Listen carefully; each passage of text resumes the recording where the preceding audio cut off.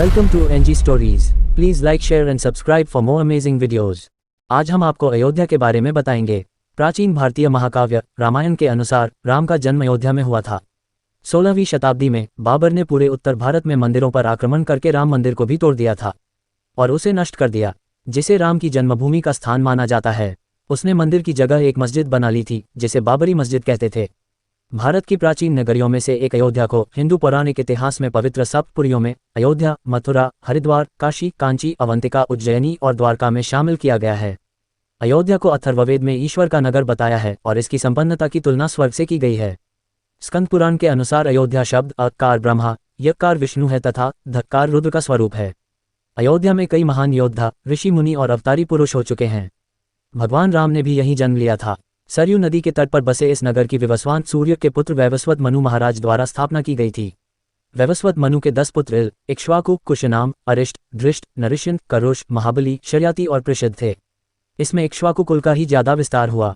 इक्ष्वाकु कुल में कई महान प्रतापी राजा, ऋषि, अरिहंत और भगवान हुए हैं। इक्ष्वाकु कुल में ही आगे चलकर प्रभु श्री राम हुए। अयोध्या पर महाभारत काल तक इसी वंश के लोगों का शासन रहा। उत्तर भारत के तमाम हिस्सों में जैसे कौशल, कपिलवस्तु, वैशाली और मिथिला आदि में अयोध्या के इक्ष्वाकु वंश के शासकों ने ही राज किया था।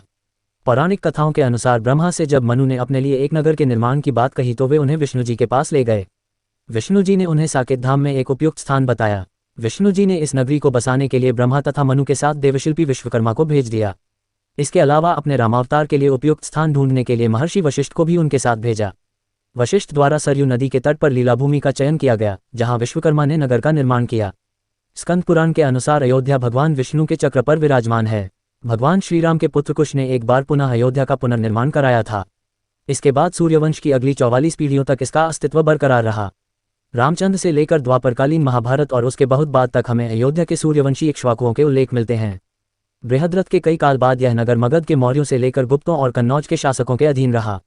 अंत में यहाँ महमूद गजनी के भांजे सैयद सालार ने तुर्क शासन की स्थापना की। वो बहराइच में 1033 ईस्वी में मारा गया था।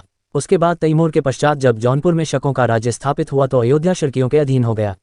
1526 ईस्वी में बाबर ने आक्रमण करके मस्जिद का निर्माण करवाया, जो 1992 में राम जन्मभूमि आंदोलन के दौरान ढहा दी गई। राम एक ऐतिहासिक महापुरुष हैं और इसके पर्याप्त प्रमाण हैं। भगवान राम का जन्म 5114 ईस्वी पूर्व हुआ था, जो चैत्र मास की नवमी को रामनवमी के रूप में मनाया जाता है। राम भगवान हमारे आराध्य हैं। अयोध्या घाटों और मंदिरों की प्रसिद्ध नगरी है। सरयू नदी यहाँ से होकर बहती है। सरयू नदी के किनारे 14 प्रमुख घाट हैं।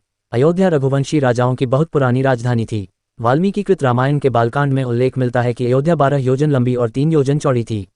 अयोध्या के बारे में जितना लिखेंगे उतना कम ही है, इसलिए यहीं पर समाप्त करते हैं। शेष आगे के भाग में बताएंगे। हमारी वीडियो देखने के लिए हमारा चैनल सब्सक्राइब करें। धन्यवाद।